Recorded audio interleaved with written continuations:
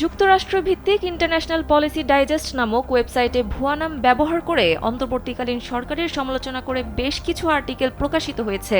সোমবার রাতে নিজের ফেসবুক প্রোফাইলে এক পোস্টে এ তথ্য জানান আন্তর্জাতিক বার্তা সংস্থা এএফপির বাংলাদেশের ফ্যাক্ট চেক বিষয়ক সম্পাদক কদরুদ্দিন শিশির। ফেসবুক পোস্টে তিনি লিখেন, ইন্টারন্যাশনাল পলিসি ডাইজেস্ট নামক যুক্তরাষ্ট্র ভিত্তিক ওয়েবসাইটটিতে ইফতারের পর একটু সময় ব্যয় করেছেন তিনি।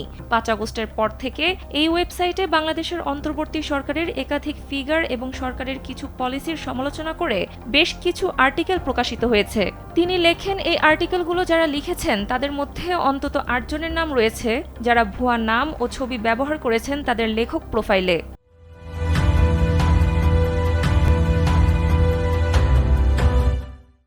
অর্থাৎ ইউনূস সরকারের সমালোচনা করে বিদেশি ওয়েবসাইটে কলাম লিখতে ভুয়া নাম পরিচয় ব্যবহার করা হচ্ছে। তিনি আরও লেখেন, ২০২৩ সালে বাংলাদেশের তৎকালীন আওয়ামী লীগ সরকারের প্রশংসা করে লেখা ভুয়া বিশেষজ্ঞদের কয়েকটি আর্টিকেলও এই ওয়েবসাইটে প্রকাশিত হয়েছিল।